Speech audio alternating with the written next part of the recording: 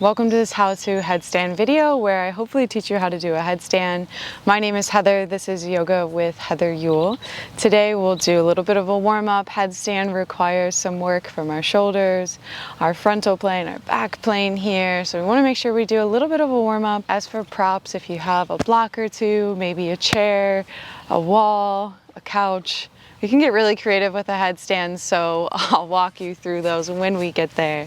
So let's go ahead and get started. In a downward facing dog, you'll start to pedal out the feet, press both palms evenly into the mat. So walking this dog out. Find your tippy toes, bring the big toes together, start to arch the spine, roll forward. Finding some down dog waves. As you go all the way forward, you can't go any more forward, drop the knees, look up, drop the belly towards the mat, press the hips back up. So try not to overthink this, just rounding forward, sending the hips back up. If you prefer, you can also take cat-cow, warming up the spine, 2 more down dog waves. And then we'll meet in a high plank, stacking the shoulders over the wrists. 3 chaturangas. Shift the weight forward, lower down, inhale up dog. Exhale down dog.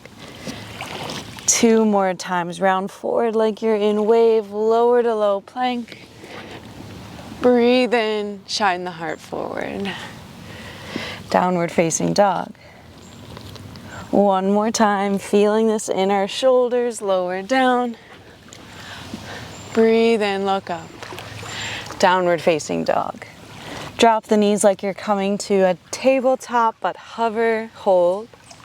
Warming up the core a little bit more here.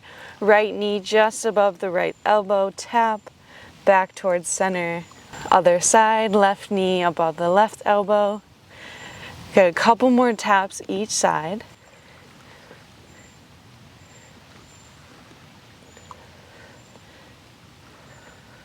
Hips back to the sky, downward facing dog, pedal it out.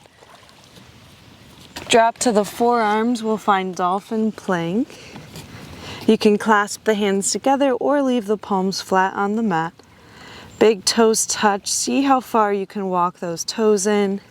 Almost as if you're going to stack the hips over the shoulders.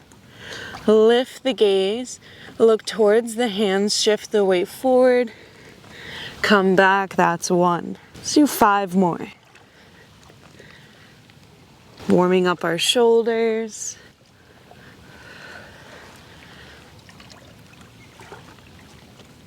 One more.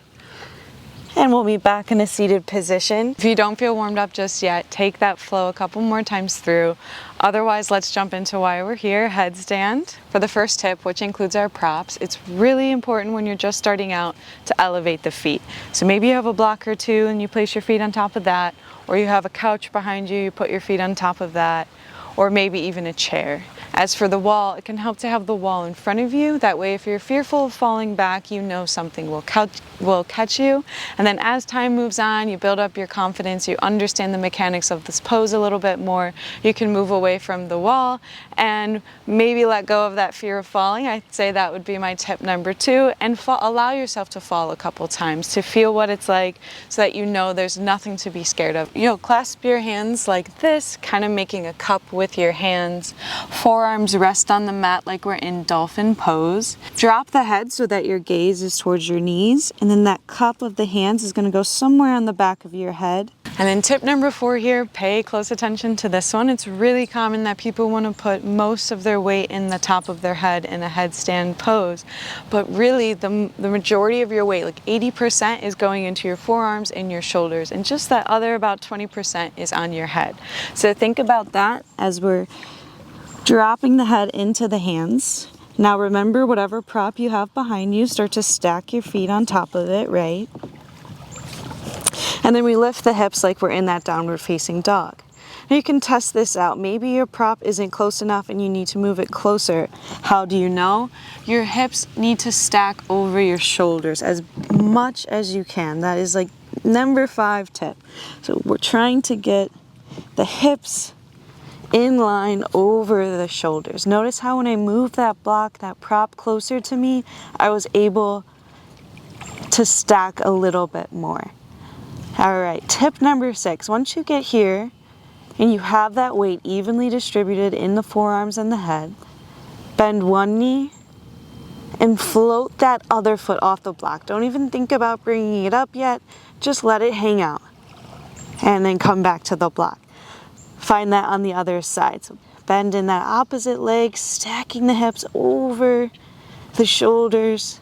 That other foot starts to kind of levitate off the block. So maybe that's what you practice for a whole 2-4 weeks, maybe even months. Or you're ready to give the next stage a little try.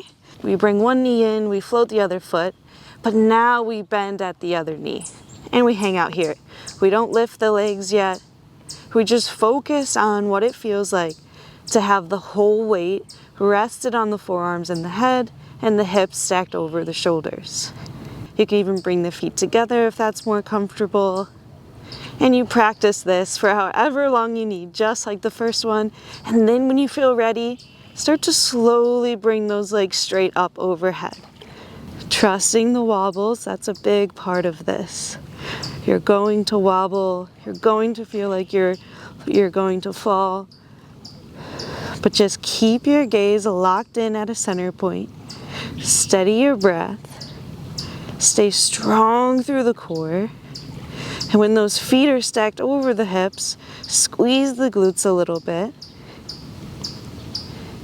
and then slowly come back down. And don't worry if your slow is actually really fast and you fall down. That was me probably for like the first year of learning my headstand, and it's completely normal. You'll want to try to control those legs as they come down, using your core to engage to slowly lower the legs. But again, that comes with practice over time. Thank you so much for practicing headstands with me. If you have any more questions, maybe I missed something, go ahead, put that below, and I'd love to help you out. I have a couple other how-to videos for other poses on my page. Go check those out, but I'd also love to hear from you. What pose would you like to learn next?